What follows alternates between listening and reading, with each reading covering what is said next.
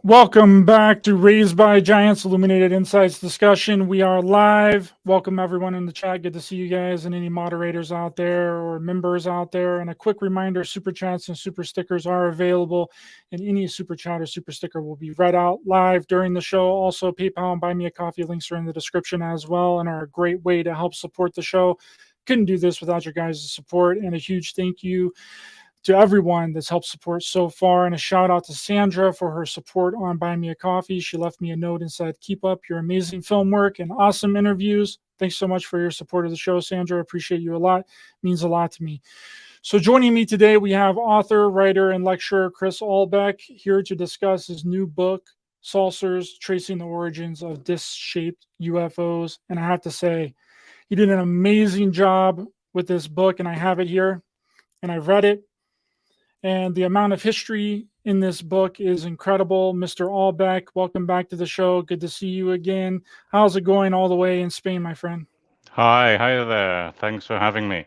Yeah, it's pretty warm here this evening, even at this time in the evening, which is approximately 10 p.m. And it's like 34 degrees Celsius most days. So t-shirts, that's all it is. T-shirts and beer. That's how we survive.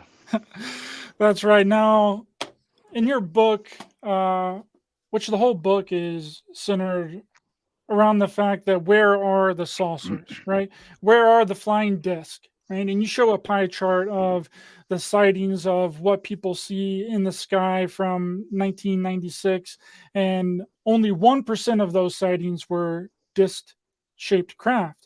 And how this idea of disc-shaped craft has been used since Kenneth Arnold's sightings in Washington since 1947.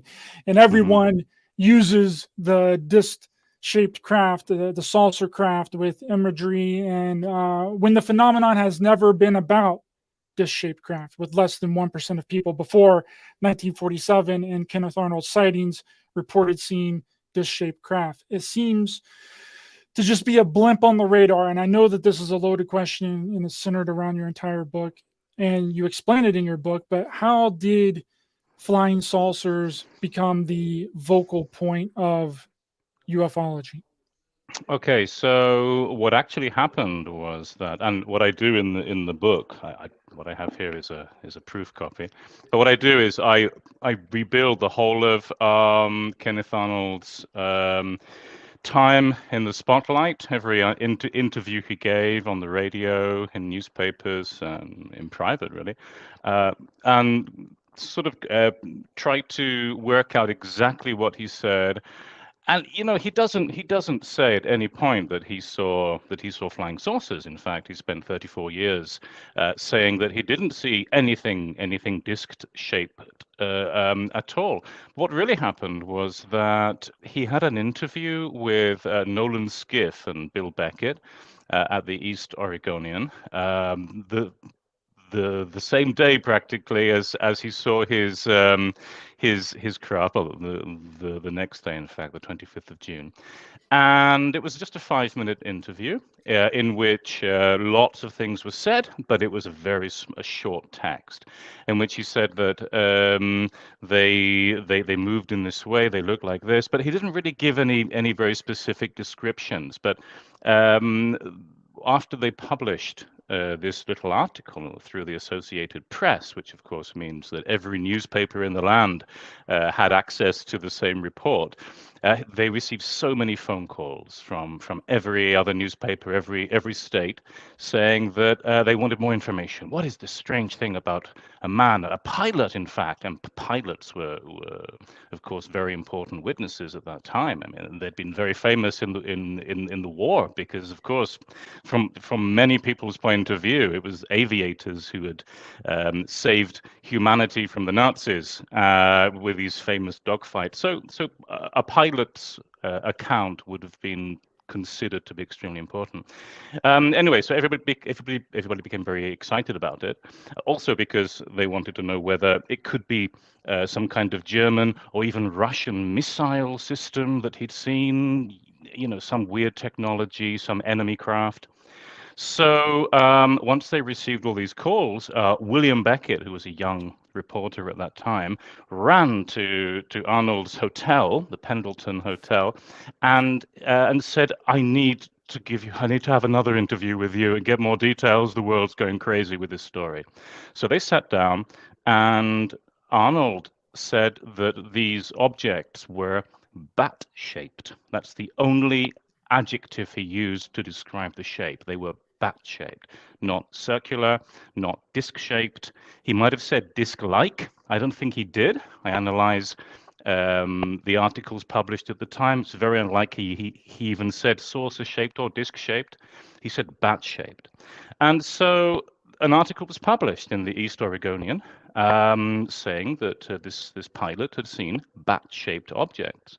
But then Bill Beckett, who was a very inexperienced young reporter at the time, when he came to make a summarized version of that article for the Associated Press, so everybody in the whole of the United States would see it, he omitted the only adjective that Arnold used to describe the shape, bat-shaped.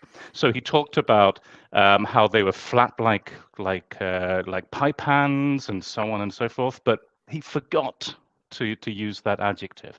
Everybody reached the conclusion that Kenneth Arnold had seen discs, objects with the shape of discs, and that's not the case at all. But as the term flying saucer was so popular at the time and had been popular for 60 years or more, all the reporters in the United States just jumped on the same bandwagon and said, hey, this guy's seen flying saucers, ha ha ha. And it just spread from that moment onwards.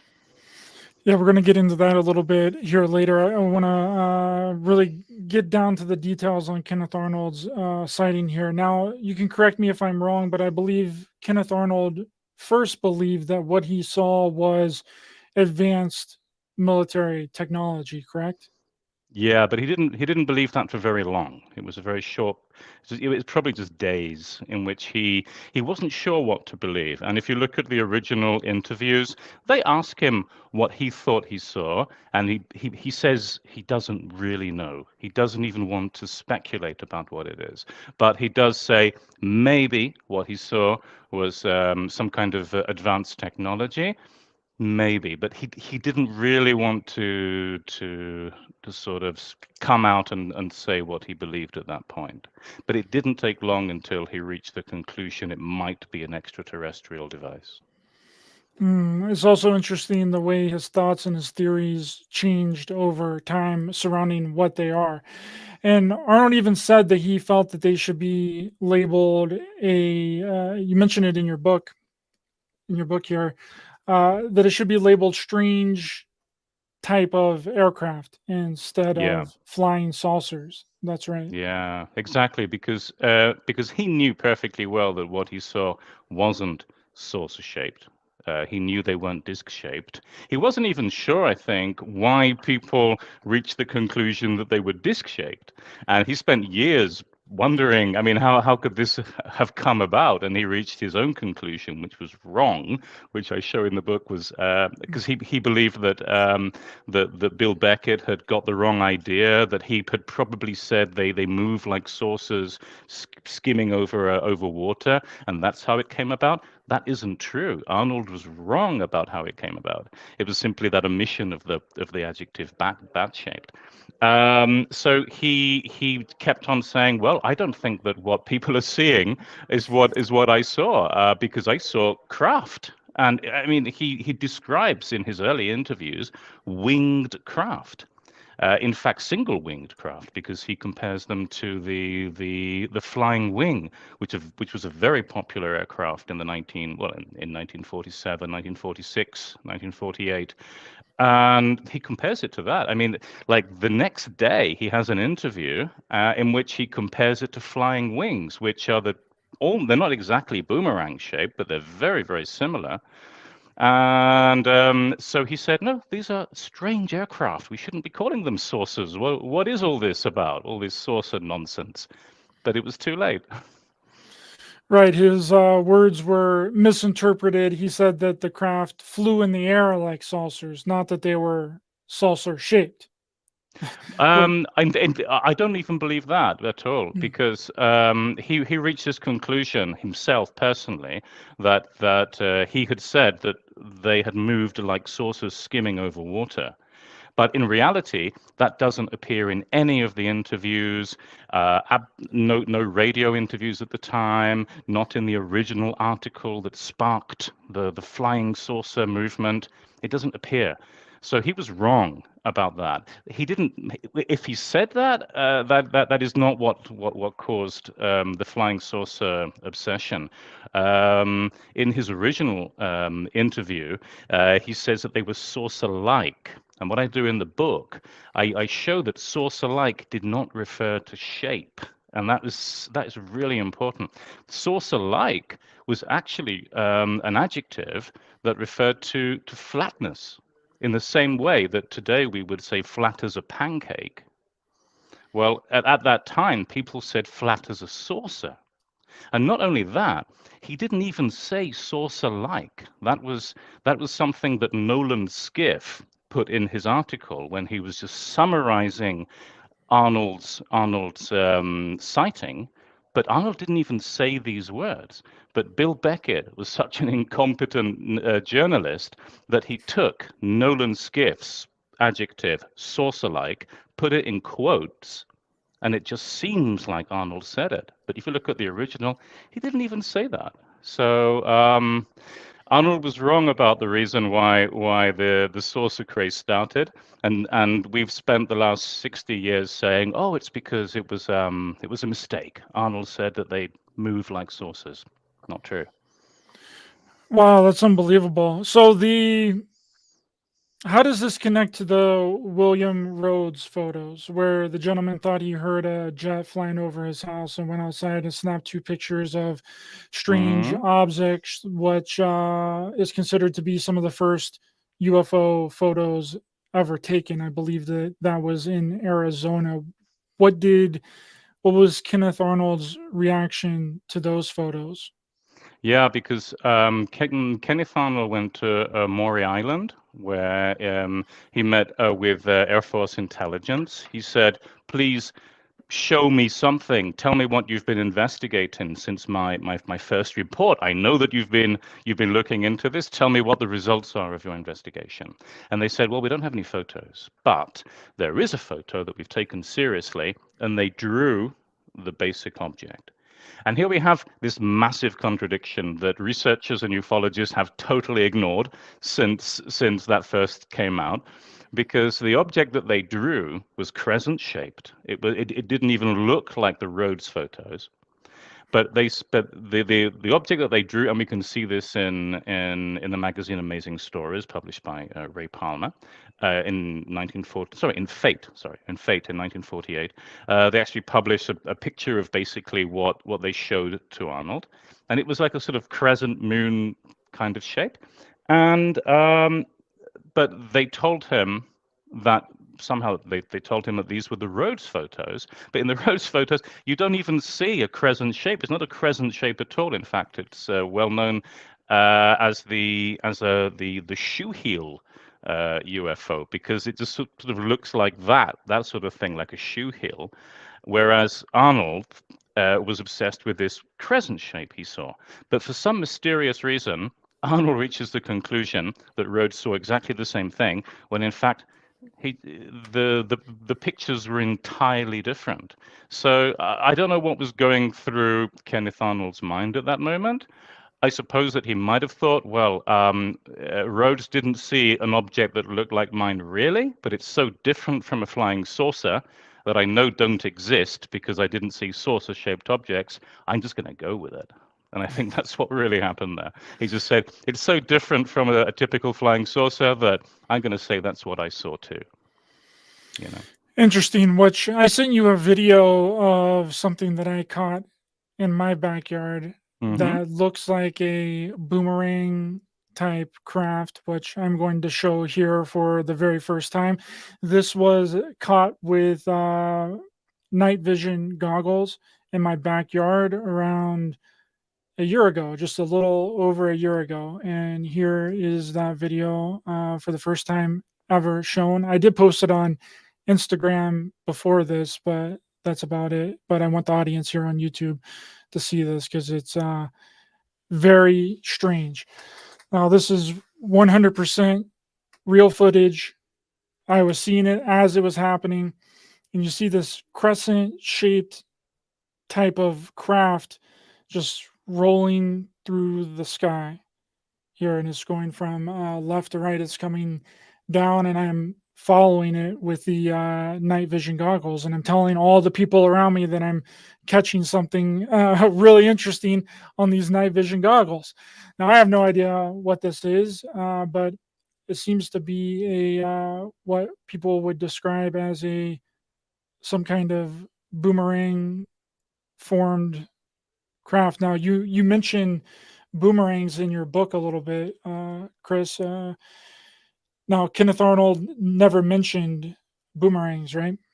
That's right. He never compared what he saw to boomerangs, basically because what he believed he saw was more of a crescent with a little peak in the middle, and of course a boomerang is just like a set square. It's just like a sort of angled thing. It doesn't look like what he saw. I mean, if you see any of the pictures that he published, there's a very famous airbrush drawing that he had made in 1950. It just doesn't look boomeranged at all. However, it's interesting because if you look at the stories published in the 1940s, just like a week or two after he saw his objects, people did see or said they saw boomerang-shaped objects. But what I have shown though is that the word boomerang and bat, which is the first ever word that he ever used. I mean, we're talking about very similar shapes here, but with a sort of single wing, like the flying wings, Northrop's flying wing invention of the 1940s. This was very popular aviation terminology at the time. So really, Arnold was just using very typical modern 1940s aviation terminology, bat-shaped,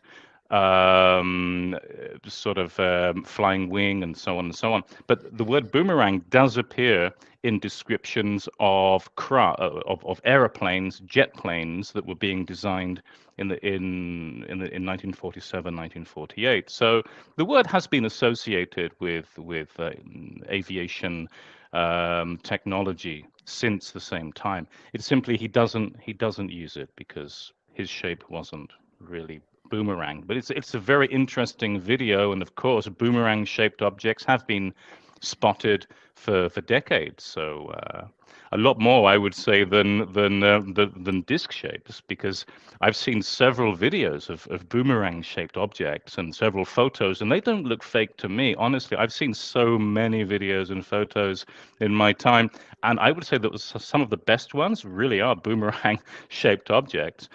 And the number of realistic disc shapes, it's just so few, which is one of the reasons I wrote this book.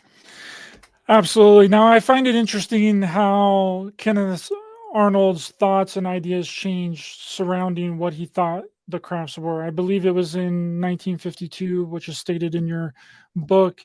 He said he started seeing that they were sentient living beings, like organisms that can phase in and out of reality. Yeah, he began having very interesting mystical opinions. He was actually, I wouldn't say he was a spiritual person, but he did have his own spiritual beliefs. I've spoken to his daughter, Kim Arnold, a little bit about her father's personal beliefs. There's a point in which he started saying that these creatures, because he thought that they were creatures, were possibly messengers from this world to the next related to the death of human beings. That is to say, they were almost angelic in a sense. They were like messengers from the next world, or somehow related, maybe even to the transportation of human souls, something like that. There was a spiritual belief. He was never really very clear about it, but he believed that. So yeah, this all fitted in together. Plus the fact that he was quite obsessed with the Book of Ezekiel, which is something else that that most people don't know about Kenneth Arnold. He loved the idea that that Ezekiel in the Bible would have seen creatures. I mean, Ezekiel describes them as living creatures with wheels and within wheels. And he says, that's exactly what I saw. I saw living creatures. And of course, because Kenneth Arnold had so many other sightings, he reached a point in which he thought that those objects were somehow communicating with him, or at least reacting to him. And he was very skeptical about the idea that maybe they were carrying passengers or a crew or little green men. He didn't like that idea at all. So what happens is, I mean, you get this picture of Kenneth Arnold. It sort of emerges in which you see that his ideas were radically different from what we imagine them to have been. He didn't believe half the things that people said about UFOs at the time. He had his own opinions about all of this, with a little bit mixed with spirituality. And yeah, and he most of the time he believed that flying saucers looked like a kind of manta ray kind of object or creature. It's very confusing, but of course we're talking about 30 years of a man's experience in which he was the center of ufology during its genesis. So he was receiving all kinds of letters and feedback from weird people, mystics and eccentrics, and he was, bombarded with other people's theories. So he probably didn't know what to do with so much information and ended up coming up with his own slightly wacky ideas. Yeah, Sam brings up a good point, and he's saying that he's seen 3 huge metallic tear-shaped craft vanish within seconds of the sun raising and shimmering off of them. That's something that Kenneth Arnold said as well, right? That the sun was shimmering off of the metallic craft that he saw. That's right. But we have to remember that most of the ideas that were related to his original sighting were just his interpretation of what he saw based on the technology of the time. So most modern aircraft, particularly produced during the war, weren't given a paint job. They were just bare metal. So most of the fastest jet planes at the time were extremely reflective, and so he would have associated reflectivity with advanced technology, advanced craft, because that was the direction that aviation was heading. That's really interesting. And you brought up that he was into the Bible and that he was into the book of Ezekiel. Have you tracked back who was responsible for linking the book of Ezekiel to being a UFO? Everyone always falls back on the book of Ezekiel to explain their UFO hypothesis. Oh, look, the phenomenon has been talked about for thousands of years. What's described in the book of Ezekiel, which the book of Ezekiel sounds like a DMT trip to me, right? When was the last time you saw a 4-headed monster descending from the sky, Chris? Right? Well, I'm not sure. I've seen some very strange things this week, though, I can tell you. The fact is that people had associated Ezekiel's vision with actual airships or spaceships for hundreds of years. Because if you go back to the 18th century and 19th century, you find engineers and mystics saying, well, Ezekiel actually saw an airship, and there were people trying to build airships in the 19th century, which is when everybody was desperate to find a way to conquer the skies. They were trying to build airships and using Ezekiel's vision as a kind of blueprint. And then we find that throughout the 19th century into the beginning of the 20th century. And then as soon as Arnold said that he'd seen weird objects in the sky, and the the false information that they were disc shaped came out, people said, wheels. Oh, well, you see, Ezekiel saw wheels too. So right at the beginning, I think it was the end of June 1947, and of course Kenneth Arnold saw his objects on the 24th of June. There were even poems in the newspaper talking about how Ezekiel had got there first and had seen very similar things. And then Arnold just sort of came across this speculation right from the beginning, and then he carried it with him right to the end of his life. So when he was talking to Bob Pratt, a ufologist, in the 1980s, 70s, or I think it was late 70s, he was still talking about Ezekiel. I mean, in a sense, he believed that he had seen what Ezekiel had seen. I don't know what that would do to a person psychologically, to think that you've seen what a patriarch of the Bible had seen. But then that was also a period in which von Daniken's theories became very famous. Joseph Blumrich, a guy who'd worked with NASA, a German guy, came out with a book called The Spaceships of Ezekiel, and it was very popular, and it just seemed to feed into Arnold's, what I have to say is was a delusion about what he believed, that Ezekiel had seen living creatures. And for him, that was a perfectly good explanation, that these were animals living in the sky. We be vibin says, I don't know why I read dick shaped. That's my fault. That's a typo on my end, but I might leave it. There. We be vibin just for kicks. Dick shaped UFOs. That's right, baby. The origin of dick shaped UFOs. Yeah. Well, the cigar shapes were very, very dick shaped, I'd say. Yeah. King James says Vermanas date back thousands of years. That's another thing that people use to propagate the extraterrestrial and UFO hypothesis, is the Vermanas. Have you done any study on the Vermanas?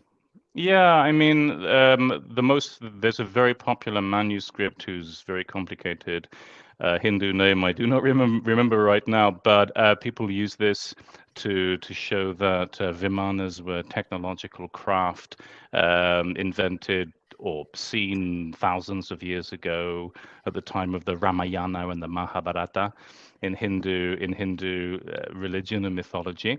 But in fact, the most famous of these texts is a channeled text, which was basically a nonsense text. It was and it was channeled by a medium in the 1930s. So most people, when they think of Vimanas, they have this idea of all these technical details of, I think it mentions mercury and certain chemical processes. Rubbish. That's just channeled nonsense from a medium in the 1930s. It is true that if you look back at old Hindu books, you will find mentions of Vimana, but they don't look at all like UFOs or flying saucers or anything like that, I'm afraid. And some of them are actually built like horses, white horses. So I don't know. I mean, there's no real connection with Vimanas, and it's not really thousands of years old. I had a conversation yesterday on Facebook with a woman who was talking about the walls in Cuzco, which are famously very angled, and they fit together in an amazing way, as if it's some kind of advanced technology. And on Facebook, they were saying this is technology from thousands of years ago. And I had to write, you do realize that this is actually just 500 years old. It's not thousands of years old. And they were like, no, rubbish, that's not true. This is thousands of years old. People are obsessed with the idea of thousands of years, as if that means anything. You just have to go to the library to dig out a book on these subjects to discover that the past isn't as confusing and as amazing as we imagine it was, Anyway. Absolutely. Thanks for that. We are vibing. I mean, I'm here mostly because of Writer's Voice ASMR while I work here. Thanks so much for being here. We be vibing. Thanks for being here. What's going on, Eric? Good to see you, brother. So before we move on to different things in your book, let's encapsulate this Kenneth Arnold topic here, and let's get your analysis of Kenneth Arnold. Do you think that his sightings of these craft were plausible? Do you think he really saw something? Did he see birds? what's going on with your hypothesis on Kenneth Okay. Arnold, because you've really brought together everything in your book here, all of his different sightings. Really, a lot. It's a fantastic book, but I want to get your hypothesis on all the study and the research on Kenneth Arnold. That was he Mhm. credible? Okay, so the first thing is, yes, I believe he saw something through his cockpit window. I believe that he had no reason to invent this story. He was a businessman who actually lost customers, clients, because he became famous because of this crazy story that he told the press. He didn't need any of that. I mean, I even mentioned in the book how this had an impact on his family, on his daughters who were teased at school. I mean, he really didn't want to create the world of ufology or to tell anybody, but he felt responsible as an American citizen just to say what he had seen. So there's that. What he saw, he interpreted through the lens of 1940s aviation technology. So we have to take whatever he said with a pinch of salt. He said that they looked like flying wings, which was a very advanced aircraft of 1947. If you look at his local newspaper, it was constant. I put this in the book too. His local newspaper in the weeks before the sighting was constantly referencing flying wings as what was going to take us into the future and be faster than any other kind of airplane. And his descriptions were just basically taken from modern aviation discoveries and whatever. What he saw, well, a very good hypothesis is actually that he saw birds. I can't deny it. It does fit with the evidence. The problem is, of course, that because of the way he interpreted what he saw, and he seems to have made a couple of mistakes with the calculation of the speed and the position of the objects and so on. It's very difficult these days, based on his testimony, to reach any conclusion at all. But if we were to look at this sort of coldly and say, well, maybe he made some mistakes here and there in his interpretation. Yeah, maybe they were pelicans. That's one very good theory. If he saw actual UFOs, I mean, that's great, but we got to accept that he saw nine of them flying together over Mount Rainier, and that he was the only person who'd ever seen them of that shape. It's a reach, to be honest, that he actually saw alien ships of any kind. There's also the theory that what he saw was German technology, Nazi technology. A friend of mine, Maurizio Verga, who's an Italian researcher, just published a book called, I think it's called UFOs in Nazi Land or Flying Saucers in Nazi Land. You can find that on Amazon. But he's beginning to analyze the origin of the belief that Arnold had seen Nazi technology. There's no way he saw Nazi technology either, or even probably American military technology. He must have seen something else. So I don't know. At the moment, my money's on the pelican theory, but if you saw aliens from another planet, yeah, that's fun too. I'd rather not speculate. I'm like Arnold right after his sighting. I'd rather not get into that. Noble Truth, how's it going, brother? Thanks so much for being a member, my friend. Yeah, so now you go over a lot of accounts throughout history of people witnessing strange objects in the sky, mostly orbs and strange lights back as far as 100 AD, I believe. It's really Mm-hmm. incredible. Your book is like an encyclopedia of UFO or strange anomalous object reports, right? Mm-hmm. But Mm-hmm. out of all of those that are in your book and all the ones that you've researched, out of all of those, how many of these reports are of disc-shaped object? Well, that's a good question, because what I do is I think I have like five chapters on historical reports, 5 or 6 actually. Anyway, what I do first is show people what the UFO panorama looked like before Kenneth Arnold, what the UFO landscape looked like, I say, yeah, there definitely were some really strange things seen in the sky. And in a sense, this book updates Wonders in the Sky, which I did with Jacques Vallée in the year 2010, because I'm sort of presenting some news stories that a lot of people haven't seen before, and I've tried to show a wide variety. What I'm really showing, though, is that yeah, there were UFOs before 1947, but according to my calculations, just less than 1% were actually disc shaped. And I reached that conclusion by saying, well, it's approximately 1 in 5,000 based on how many I have altogether, and how difficult it is to find a disc shaped object. So I have sections on shield shaped objects, on rings, on circles, on all kinds of things, and yeah, there are a few there. There are a few disc-shaped things. There's a nice one from the 1880s, seen by a medical doctor in I think it was Ohio. And yeah, it's a bit small to be a typical flying saucer, but it's very inexplicable. But even if you find 1 or 2 cases of disc-shaped objects, that's 2 in 5,000 reports or 10,000 reports.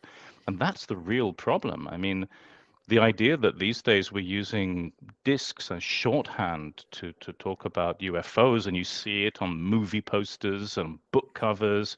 If you write a book about UFOs, there's no point in inventing some other shape. It has to be a disc, because otherwise people won't know it's a book about UFOs.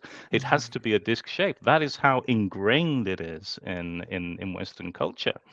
So yeah, very few, but it's a very, very good collection of historical reports. So if anyone's interested in historical UFOs, I'm not saying that these are fake. I'm not saying, in fact, they're not fake. I've taken them directly from real sources. I'm just saying that be very careful when you think that UFOs were disc shaped.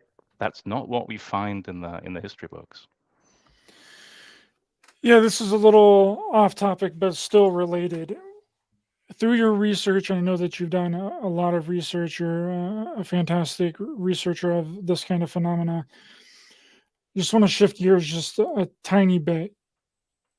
Were there any abduction cases from supposed extraterrestrials anywhere in the world before 1961 Betty and Barney Hill case? Did anyone ever report being abducted by extraterrestrials? Not fairies, not goblins, not any of those from way back thousands of years ago.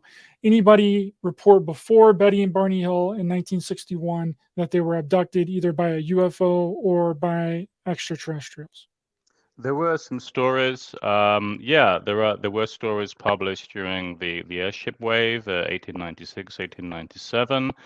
Before that, there was the occasional claim. I've done a study that I haven't published yet about hallucinations, and I'm not saying these are all hallucinations, but they were classified as hallucinations at the time, of people who believed that they had been taken into the sky by people from Saturn and aliens from all over the place. Yeah, they were eventually caught and arrested because they were accused of insanity, and they were locked away or sent off to the nut house. So yeah, there were stories of that kind published, but the strongest parallels that we find are not in people's claims, but in science fiction literature.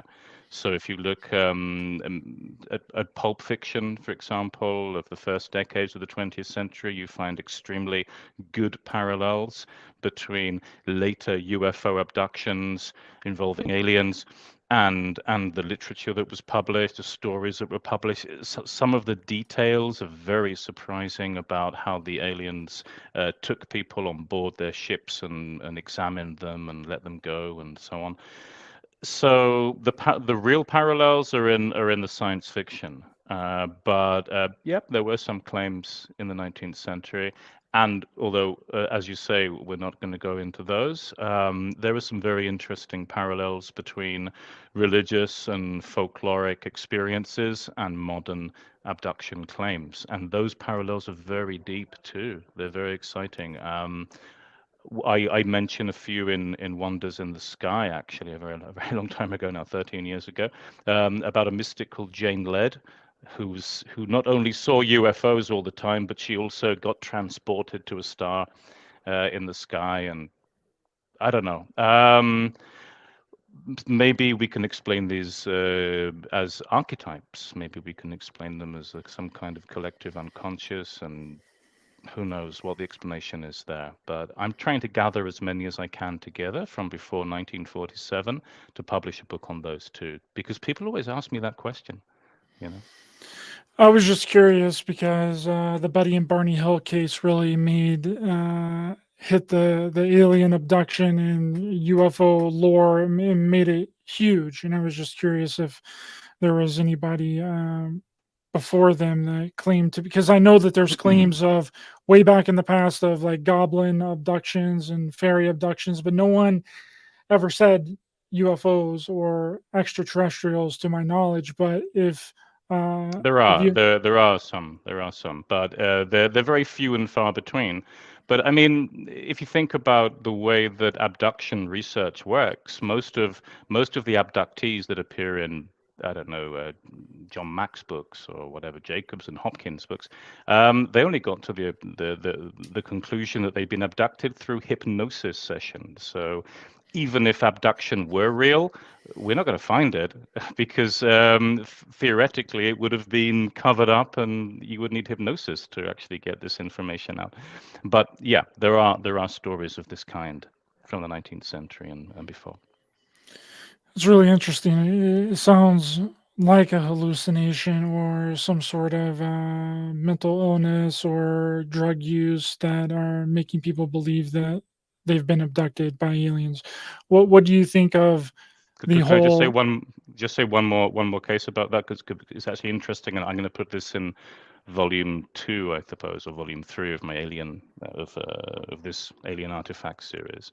There was a case from 1906 of a man who was found standing in the river, holding his mother's shawl, and the police arrested him. I think he had blood on his hands, and they said, "What's going on here?"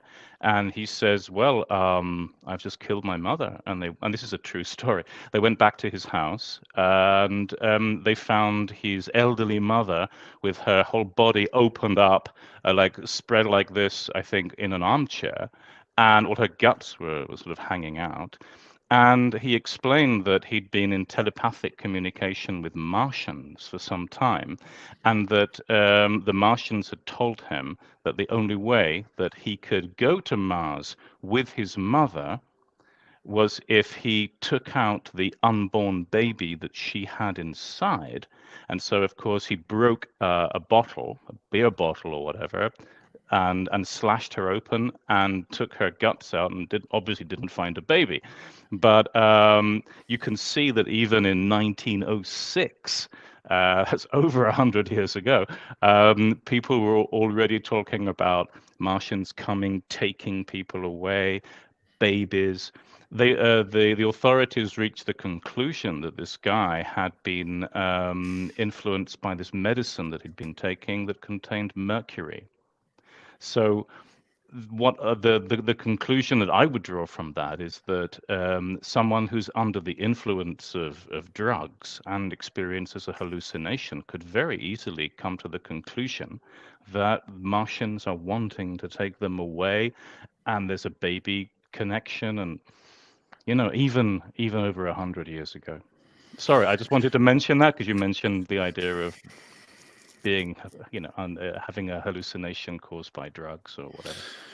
Yeah, and then it also kind of seems like because that's what people talk about now is like hybrid children, right? That they're abducted on these spacecraft and they're taken up into the craft and they're to take care of all their extraterrestrial hybrid children, and then periodically the aliens will come and abduct them and all that. It seems very similar to what you're talking about, that gentleman all the way back In in the early. demonology, it was very similar too, the idea of the incubus and the succubus, because you would have the woman would experience sex with the incubus, which was basically a devil who injected her with semen that was taken from other men, and vice versa. A man would have sex with a succubus, who was another demon, and that was the way that they would extract the semen from the man.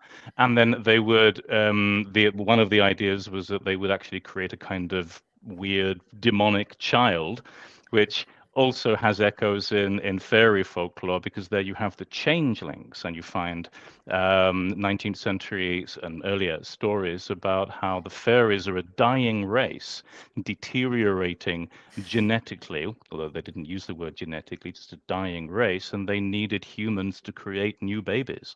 It's just the same thing as what we're listening to today. A huge regurgitation that the Greys are from the future and they need our DNA to fix their genetic line. It's exactly the It's same thing. Huge the regurgitation. same thing. And then, of course, sorry, today you have the abductees who are taken to look after those children, but then you have a huge body of folklore about midwives who were chosen by the fairies to look after their changeling kids. So it's just the same. Unbelievable. And you also talk about in your book, you have a great chapter in your book about trap shooting and the flying saucer. And that term, flying saucer, had been floating around some 60 years before Kenneth Arnold's sighting. Tell the audience about that, Chris, because this is a very fascinating chapter in the book. Yeah, in fact, it's 3 chapters. It's actually a very important part of the history, really. And when I discovered that the phrase "flying saucer" pre-existed everything that happened in 1947 with Kenneth Arnold, I didn't think it was a coincidence. I knew there had to be some kind of connection, but everyone laughed at me at the time. We're talking about the year 2004. I even had a web page that says, "I've discovered this, please pay some attention to it," and nobody really cared. And what it is that in around 1881,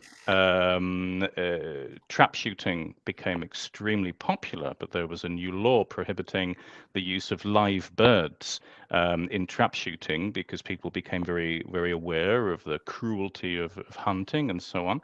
So they had to invent a new system. Originally, they invented little glass balls, but that was a bit dangerous, because if you're shooting glass balls, they have used glass fragments scattering everywhere.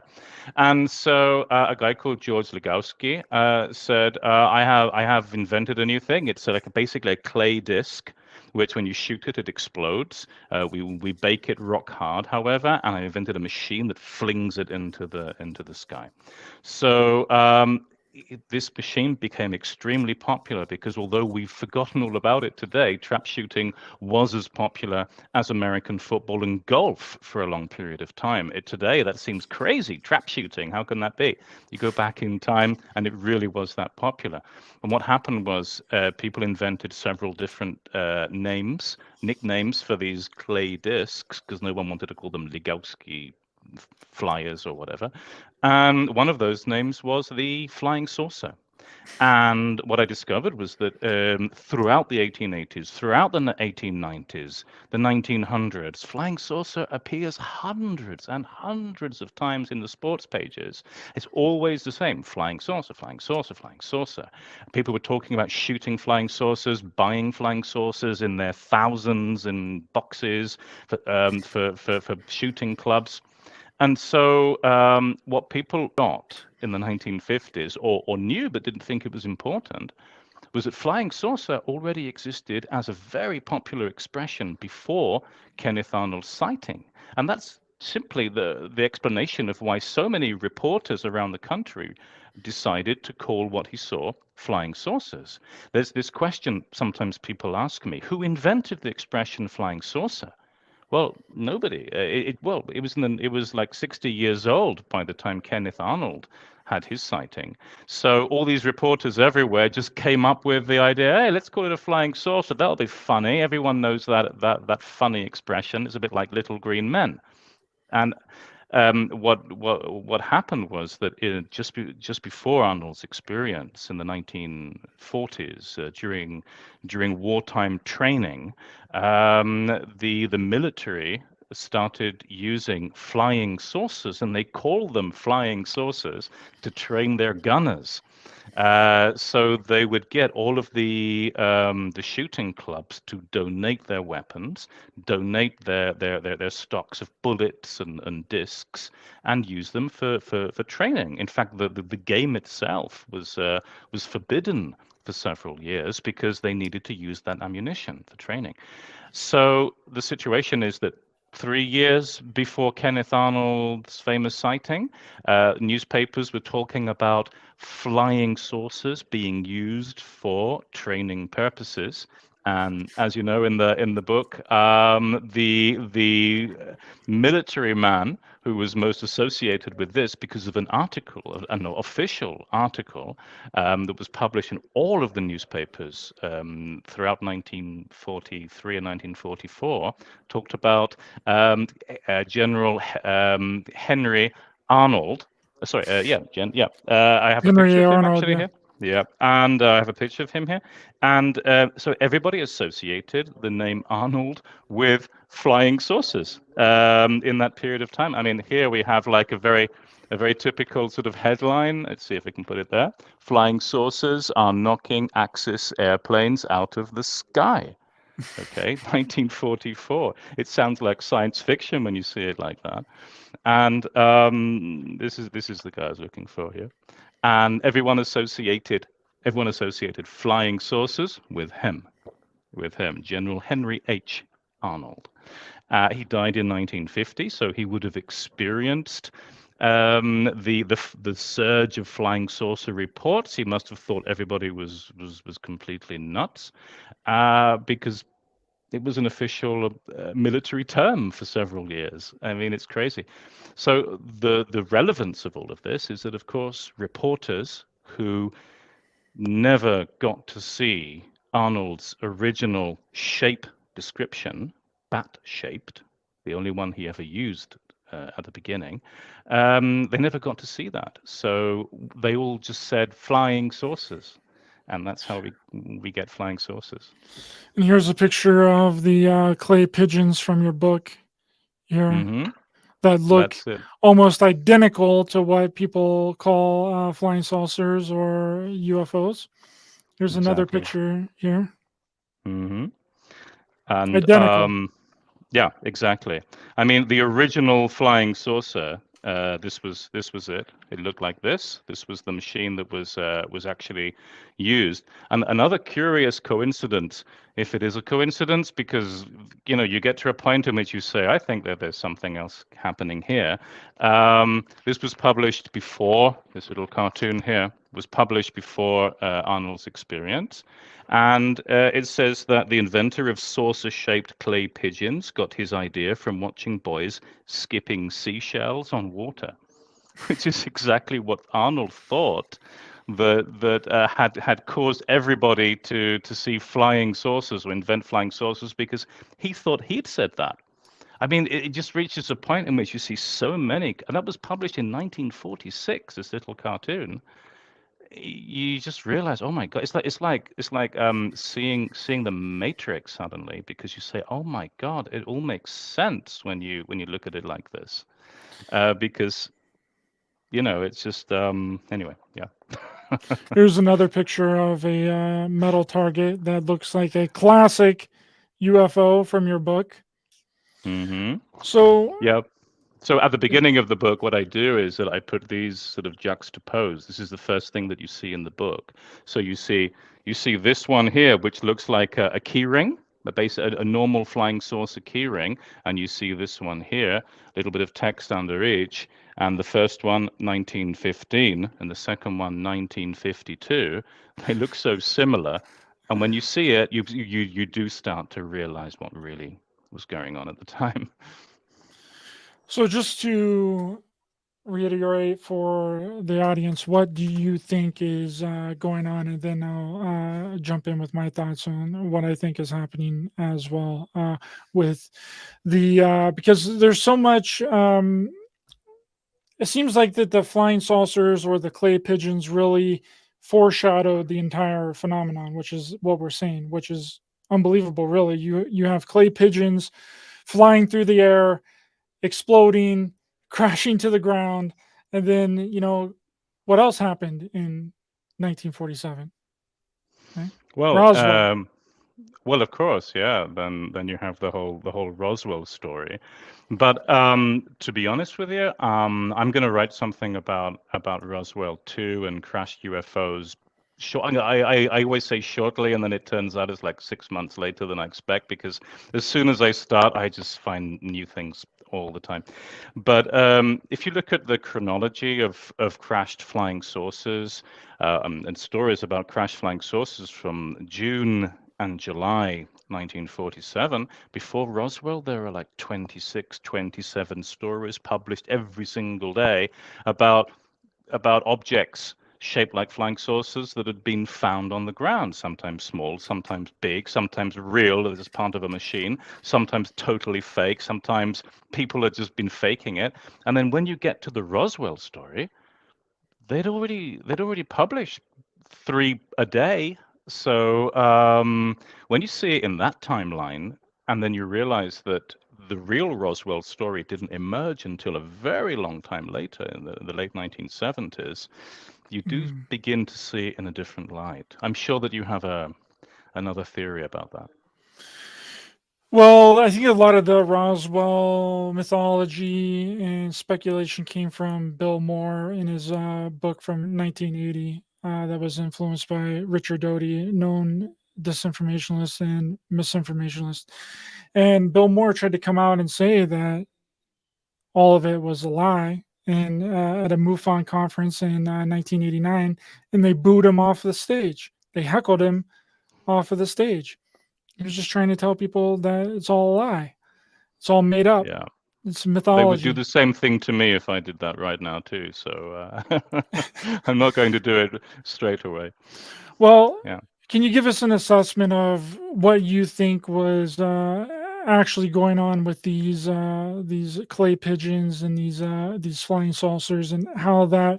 I mean, we know the direct correlation with the name, but is there anything else that would better explain what was happening during that time from your Okay. words? So my opinion, having been knee deep in this for a very long time, is that I think that it was just a confusion. Well, okay, so basically it starts with the fact that the word flying saucer was extremely popular and connected with the military during the 1940s. It was fresh in people's minds because of the war. There were literally hundreds of thousands of people who had heard the expression flying saucer for decades, because on the one hand, you have the literally hundreds of thousands of people who had practiced trap shooting. Then you have the thousands upon thousands of military men who'd come out of the army, who had been trained using flying saucers. So it was in people's minds all the time.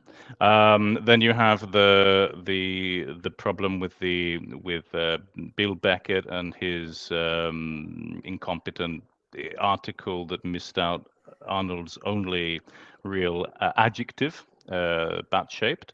Then after that, everyone started seeing sources all over the place. If you actually look at most of those articles, and that's something I explore in the book, most of the, well, I'm not going to say most, because there are so many thousands, you would have to spend a whole lifetime looking at them.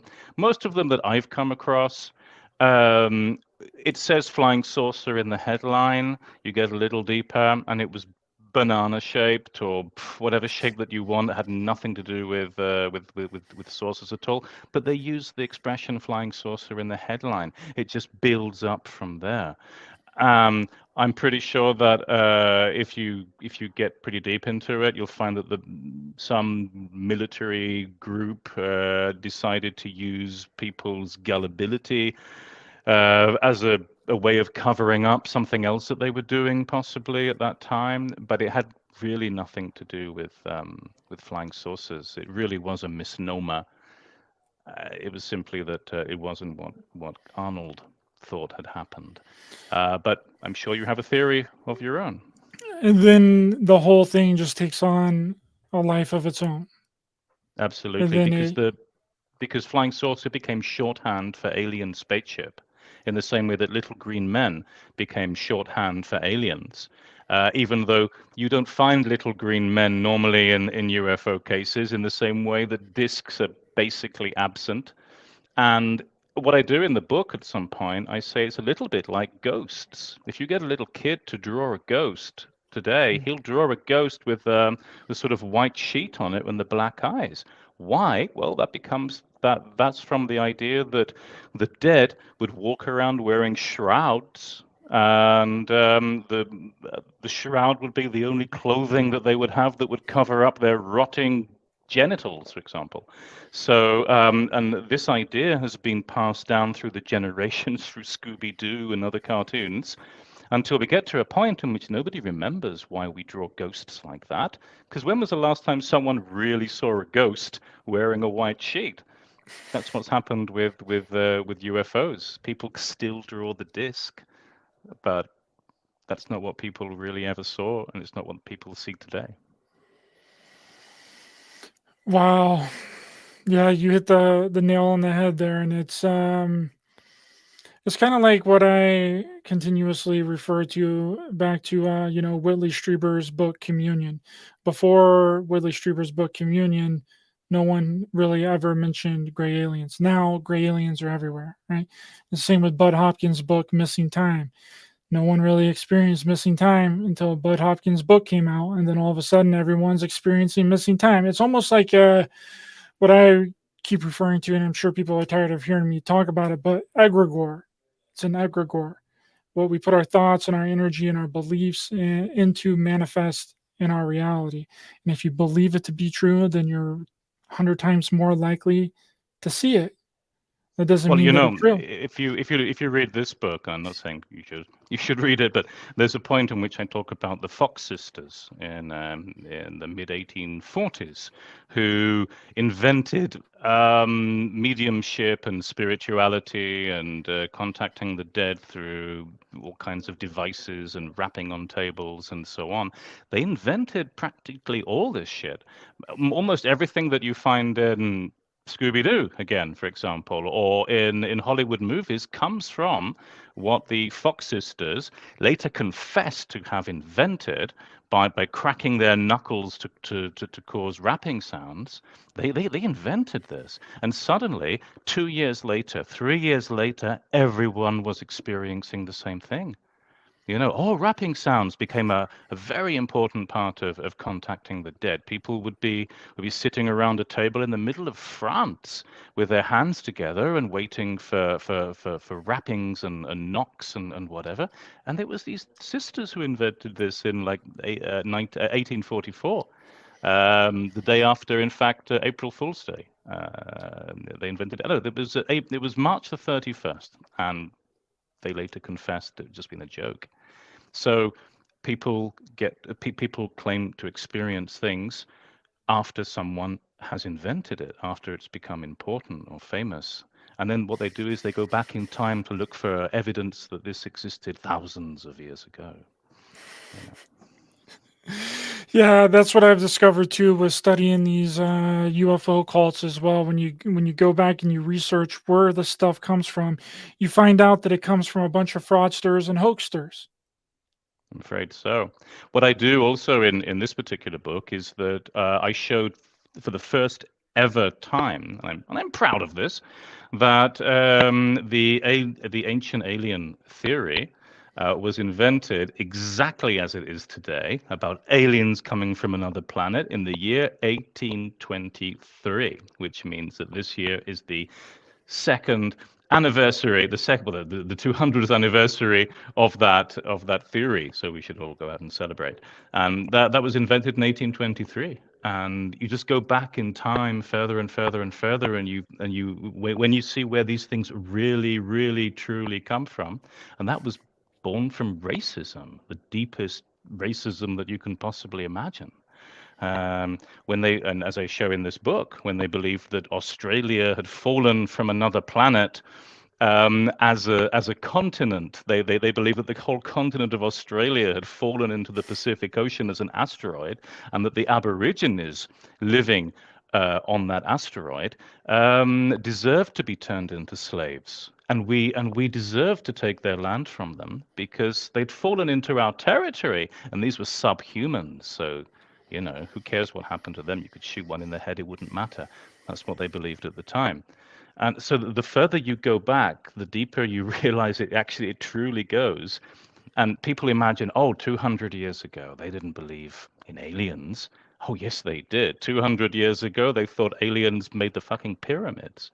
I mean, you look at in the 1860s, 1860s and 1880s, they were already talking about Easter Island as the statues being manufactured by aliens on another planet had fallen to Earth.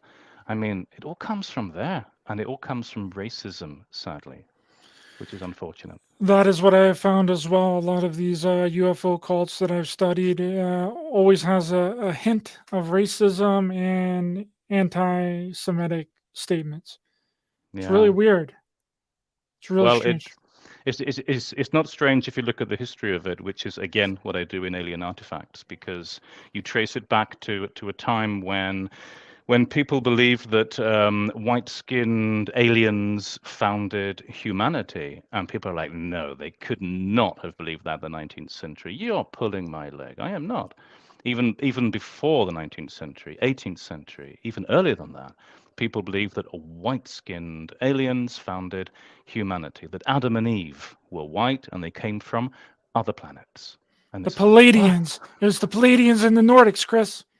And the Nordics, the term Nordic was invented in racism. That was a racialist and racist expression that was invented to describe white-skinned beings, which were considered by many people to have founded humanity and that they came from another planet.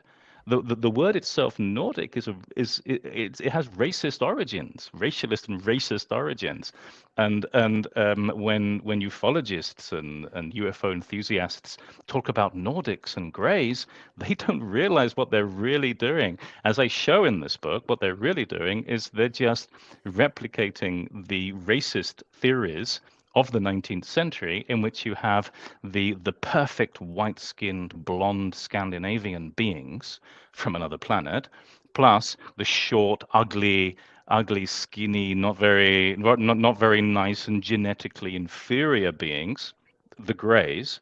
It's just an extension it's an evolution of the same thing, and it's very sad that they go through their whole lives without realizing that. It is. And where can people pick up that book and also pick up your new book? Okay, Saucers? so this is on Amazon, and this is on Amazon. And the reason I use Amazon is because it gives me a lot of freedom to do whatever I want. I'm sort of developing my own style in a sense, because these days people have very short attention spans. I'm not saying that your listeners, your viewers do, but it's amazing how few people read books these days. So I decorate them with a lot of pictures, and they're very good pictures, and they're very good illustrations. It does keep people's attention, and it makes them a lot more entertaining. And that's something I can do through KDP, Kindle Direct Publishing, that a standard publisher wouldn't allow me to do. So Amazon. Thanks so much for coming on, Chris. Really enjoyed the conversation, and we blew it out of the water here today, and destroyed a lot of the myths of flying saucers. And would love to have you back on sometime. The link to purchase his new book is in the description of this video, and I highly recommend it. It is an amazing, well, it's kind of a work of art, really. I think books are art, and there's a lot of amazing pictures in there, just like Chris just described. And these are the type of people that we really need to support in this community, and not these fairy tale nonsense storytellers out there just regurgitating information over and over again. So please go and purchase a copy of his book on Amazon. The link is in the description. And everyone else, please be sure to hit the thumbs up button to help the channel and the algorithm. Share, subscribe, hit the bell icon as well for notifications. And I will be back on Thursday with a brand new UFO Doomsday Cult video. Part 11, the ground crew project. So we'll see you guys on Thursday. Thanks so much, everyone. Appreciate you. Believe they may be involved.